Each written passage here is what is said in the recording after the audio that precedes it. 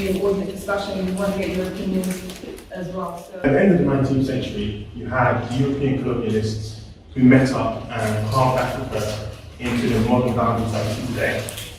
That carving of Africa was done without consulting the Africans that actually lived in Africa. When we look at Nigeria in 2021, Nigeria is a failed state. If you're expecting Biafra to be a country absent of corruption, absent of any kind of conflict, and absent and a paradise, then you're selling yourself a dream. But what Biafra will be is a protection from the unmitigated ethnic violence that Igbo people have faced. If we create a sovereign state now, as we are now, with the people we have now, and war breaks out, or Harry says, you know what, I'm not happy with that, I want to invade the country, who's going to come to our aid? I'm saying, if war breaks out, what would be the difference between a sovereign Biafra now and the Biafra then? Now, if Biafra was a sovereign state, the difference is that it will be recognized by the international community. When they stabilize, we've got power, then that means they will have more leverage to have more control over our resources anyway. I think they haven't got enough control as it is. And I don't think that we can maintain our borders because we need to maintain borders and put other countries respect our borders. We need international support, let's be real.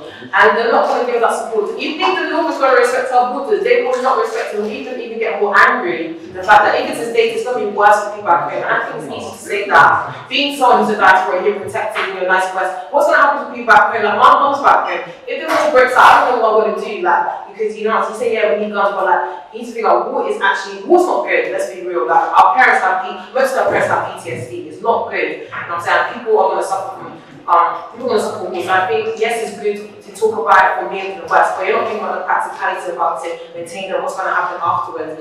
And the reason why the North, I'm just related to what I said about the West, the reason why the North are so they don't want to separate, because actually a lot of the economy of Nigeria comes from the south, to the southeast. Like, a lot of the revenues, whether it's natural resources, whether it's the industries that we power, like things like Colonial, that a lot of it comes to the southeast, and that's why they don't want to go. But even though they hate or like the fact that we're or whatever, they know that without us, they're not going to survive. So they're going to do whatever it takes to not allow the efforts to happen. And even having done whatever on paper, they won't respect any that rules. It will be worse. I don't want a repetition of what happened in the genocide. What's the genocide in our country that happened? Because Rwanda, yes, I feel that because Rwanda, at the end of the day, the fighting was yes for tribalism. It wasn't about tribalism, it was about resources and control. That's literally I know what happened. Quick question. So there are movements by Yoruba people to form the Oduduwa Republic in the western part of Nigeria. Do you think that there is more likely for that region to have success as a nation than Biafra? Yes. Okay, I want to get your opinions. You said yes. Why do you say yes? Because there's more unity within the leadership in the Yoruba land. Yes. So the governors can at least come together and say this is what we want, and they will demand for it, as opposed to the Eastern governors. You know, they're all playing party games as opposed to the interests of the people. It's still going to be the same people. So who's going to write the constitution? I'm not against Biafra per se. I'm just saying there's no, like, we're all calling for let's leave. Nobody's thinking ahead of what is going to come after. Do you know what I'm saying? Okay, at the back. I think that if that does happen, then it set a precedent for the rest of Nigeria to be like, well, if they can do it, we should be able to do it too. So I don't know about if they will have more success, but if that does happen, then you can look at the things that they've done right and wrong and be like, well, if they can break off into a republic and we don't want to be part of the whole nation, then we should be able to exercise the same rights as a different ethnic group. What other reasons do people have other than unity as to why you think that the Oduduwa Republic would be more successful? Because I feel like in the federal government, there are a lot of, as much as there are a lot of Northerners, there are a lot of Yoruba people within the North in the federal government, so they will have more power and ability, resources, and support to be able to actually make it work. Because, like, if you look at the federal government, there's barely any representatives from the Igbo land and other tribes in Nigeria. So in fact, because most of the government is Hausa, Yoruba, a lot of the Yoruba, they're Muslim as well. So in fact, they've got a united by religion as well. They will get more support anyway, and you know, so I think that's going to work for them. Okay. More balance. I think we need to examine what does success look like. Would the lives of everyday people improve? No. Because with that thing that we all touched on, there's corruption everywhere. It's endemic. Whether you're one Nigeria, 15 different Nigerias, day-to-day life will not include the average man and woman in Nigeria. So what is success? Why do you think that's not possible?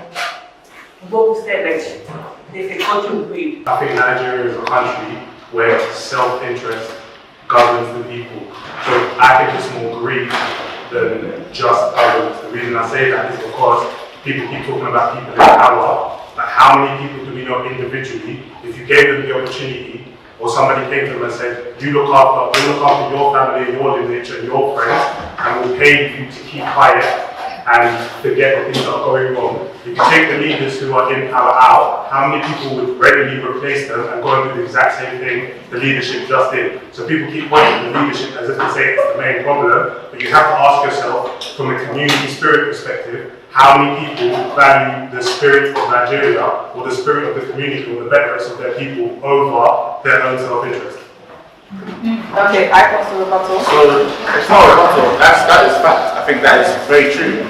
And I think that isn't a thing that goes that travels across ethnic lines, that travels across class lines, although there isn't really a middle class in Nigeria, that travels across location. Everyone in Nigeria has that putting yourself above, your people above mentality, that kind of greed. And I honestly don't think that's a Nigerian thing that's inbuilt. I think that's something that is learned from the system. The system makes you like that. The education system, the way you work, everything that is something that from top down, I think you're not really separating the points. From top down, that is how it's developed. How many people in this room or in a different country are willing to say, I will give up 10 to 15% of my salary to build that nation the way it should be if there wasn't corruption? I just want to know. There wasn't corruption. No, I was just talking what she was saying about the Colonial, why he's over here. Because they killed his parents. Both of his parents were dead. He's been in prison, he's got medal to show for whatever he's been through. So you can't just come and say, oh, he's here telling people to do stuff. He's been there. They tried to kill him. They killed his parents, they killed his family members, everything. So I understand, if that was me, I would be somewhere else telling people what to do. You know what I mean? They killed many people have died already. So what do you want me to do? One of the things I noticed is that sometimes Africans in general tend to be much more judgmental on ourselves in comparison to other people. Like when we think of corruption, we don't think of the West being corrupt because here they label it as nice things like lobbying, whereas in Nigeria we think of much more and I think when we look at it in the Igbo context as well, we all agree that Yorubas can have the Yoruba Republic because they have certain positions in government currently, and there's not the same kind of animosity against them as Igbo people. So I wanted to gauge from the audience now, what is the next step? If we understand that we're in this position where we're kind of focusing on a hard place, that splitting is not going to be easy. That staying in Nigeria, especially in its current form, where we have a leader like Buhari who's clearly expressed that he doesn't really rate us, and he's willing to and prepared and has used force against us. So, where do we move on from here? Does anybody have any either solutions or commentary around that? I'd say we should build our region, not just come in. You see, individuals come build hotel, build restaurants. The Igbo land need more than that. We need actual industries. I mean, a lot happened in India, thank God. But we need people. You have people going in the north, building universities. That's where the students fall kidnapped. It's an Igbo man's university. But he could have done that. I'm not judging, but I'm just saying that we should be more practical. So build things that we lost, that will actually give back to the community. Build schools, build hospitals, and then you can do the entertainment spots and whatnot. But that, if you go to Owerri, everywhere is restaurants, everywhere is bar. We need more than that. So I think we should be more futuristic. Yeah. Teach you that you want to make that. Now, I'm going to what you said, investment. If we have to make ourselves influential, if you keep an eye on the job, that's going to happen. I mean, and to Igbos that left the country, for example, and to be more successful after them back to start building, as she said, businesses and hotels, even like, so if you can put a tourist location, for example, that's already right there, a big influence, and to have more power to negotiate with the government, lobby for Igbo people. But if you keep waiting for the government, they're not going to help us with I also think in a stable, normal, democratic nation, the idea of people wanting to leave and a referendum is not bizarre. I think the reason why you're asking, well, how can we do this? How can we do this? When you live in a country that 6 years ago did a democratic referendum, the reason you're asking me, how can we do this? How can we do this? Is an indictment on Nigerians, because you know what Nigeria is, and you know what Nigeria's response to people wanting to democratically leave is that their response is going to be to massacre us. Not that democratically leaving is impossible, because we've seen it in our country, in this country, 2015, there was a democratic referendum that was bloodless. You know that Nigeria is not capable of that, and that's an indictment on Nigeria. That's why you're asking me that question, I think. If you want to defeat this whole international, but we won't because we're Nigerian, if you want to defeat this international, rip up all of the treaties, get somebody to rip up all of the treaties, and the answer is, and what? Otherwise, we're going to be stuck in this argument forever. I'm telling you this, Ian. The answer is, if you're bad, do something. Because all the countries politics as much as everybody else.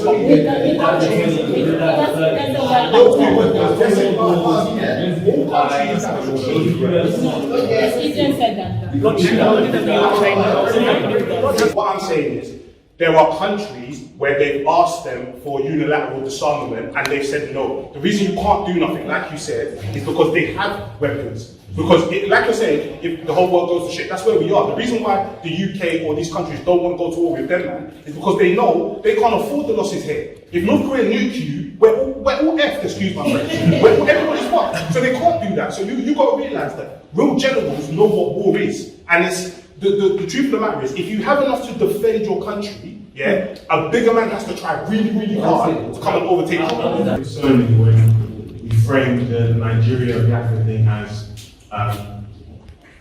war with Biafra and then Nigeria. I think as if Nigeria is not completely murdering its citizens at a pace that resembles like a place like war. There's like thousands and thousands of Nigerians have died this year. And we're not even halfway through. And it's in the thousands how many Nigerians have died because of Nigerian instability and because of Nigerian insecurity and because of security forces murdering innocent people. I think, for me, what is really concerning is that it's the stagnation, it's not the stagnation, it's the decay. One of my favorite phrases is, there's no cure for decay, it has to be eradicated by a cleansing fire. Nigeria is decaying, and Nigeria is the things that we're complaining about, our parents were complaining about in the 80s, and the things that they were complaining about in the 80s, they were complaining about in the 60s. What we have is a country in decay, and at some point, as Igbo people, who are at the epicenter of Nigerian violence, at some point we need to say, this stagnation is enough. And I don't, whether you say that enough is enough means restructuring, whether you say enough is enough means Biafra, at some point we need to say that the stagnation is enough. Because I don't want my grandchildren to be complaining about what my grandparents were complaining about. Your grandparents were in the war, right? My parents were in the war. So what were they saying about the war? What are they feeling now? My parents were traumatized, man. No, what are they feeling now? How are they feeling about Nigeria? How are they feeling about Nigeria? I'm not saying speaking about Nigeria, they feel differently. They have what my mom and my dad do ask me about. Do they want to separate like you want to, or do they want to stay in one Nigeria? My parents are honest. My parents are honest with me. They say that they would like Nigeria to separate, but they're scared. Scared of what? Of Nigerian ethnic violence. But we need to understand that the reason some of our parents are unwilling to go to engage with Biafra is not because they don't believe in Biafranism. It's not because they don't reject Nigeria. It's because they're scared. Because even, for example, take the EndSARS protest, for example, the EndSARS happened live, and you see the government even trying to deny that.